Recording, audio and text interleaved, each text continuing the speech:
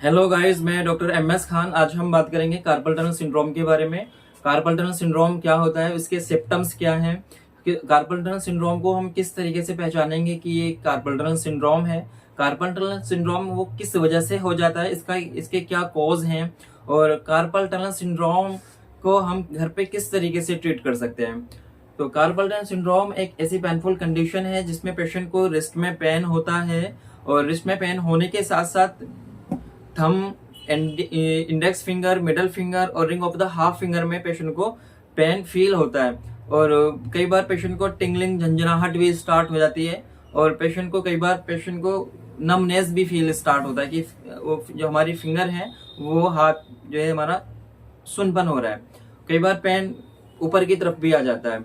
और carpal tunnel syndrome median nerve के compression की वजह से ये हो जाता है, वो किसी भी वजह से हो जाए।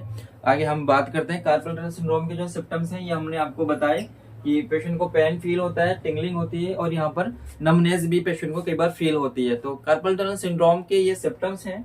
और कार्पल टनल सिंड्रोम किस वजह से हो जाता है, ये एक थायराइड की वजह से भी पेशेंट को कार्पल टनल सिंड्रोम हो जाता है, डायबिटीज की वजह से भी हो जाता है, और carpal tunnel syndrome carpal bone के फ्रैक्चर होने की वजह से भी हो जाता है। यहाँ पर ये जो है, ये कार्पल बोन होती है, छोटी छोटी बोन होती हैं, यहाँ इनके बीच में से मीडियन नर्व निकलती है और यहाँ तक आती है फिंगर तक। तो कई बार कार्पल बोन के फ्रैक्चर होने की वजह से मीडियन नर्व कंप्रेस हो जाती है, तो इसकी वजह से ये प्रॉब्लम हो जाती है। इसको हम बोलते हैं इंजरी की वजह से ये मीडियन नर्व कंप्रेस हो जाती है।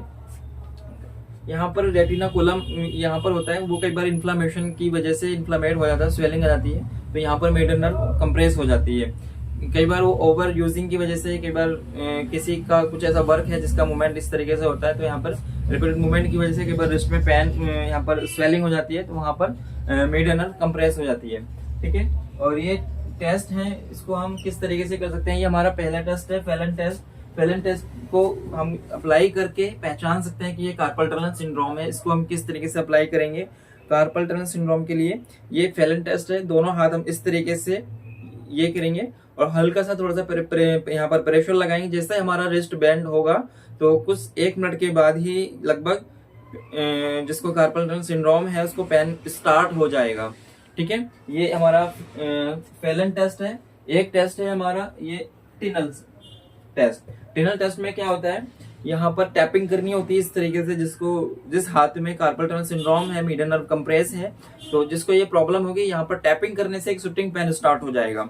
ठीक है, तो ये हमारा दूसरा टेस्ट हो गया।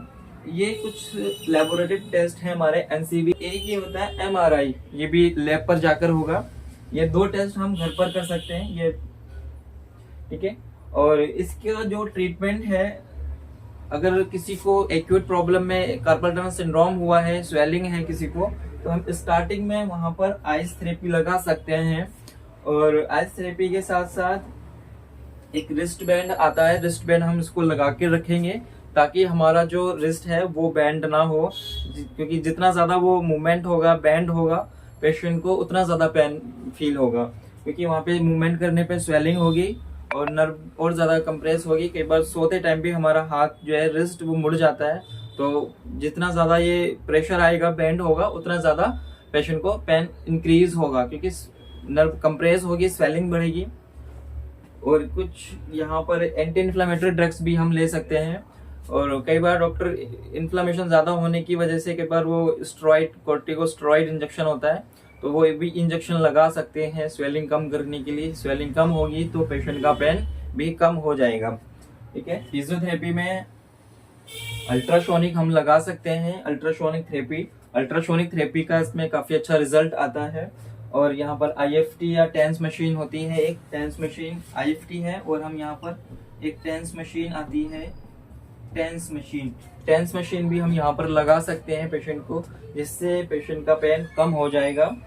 ठीक है, बताया कार्पल टनल सिंड्रोम क्या होता है, इसके सिम्टम्स और इसके जो कॉज हैं, कार्पल टनल सिंड्रोम किस वजह से होता है, और इसके टेस्ट भी हमने बता दिए हैं आपको। ट्रीटमेंट में, होम ट्रीटमेंट में ये हम ले सकते हैं आइस थेरेपी, रिस्ट बैंड और एंटी इन्फ्लामेटरी ड्रग्स। और फिजियोथेरेपी में हम ये ट्रीटमेंट करा सकते हैं, अल्ट्रासोनिक है, IFT है और टेंस है। और अगर इनके बाद भी आपको लगता है कि प्रॉब्लम सॉल्व नहीं हो रही, आपकी जो कंडीशन है, सिचुएशन है ऐसी है कि ठीक नहीं हो रही, तो इसमें कोई डिले ना करें, अपने डॉक्टर को दिखाएं, क्योंकि कई बार इसमें सर्जरी की भी ज़रूरत पड़ जाती है।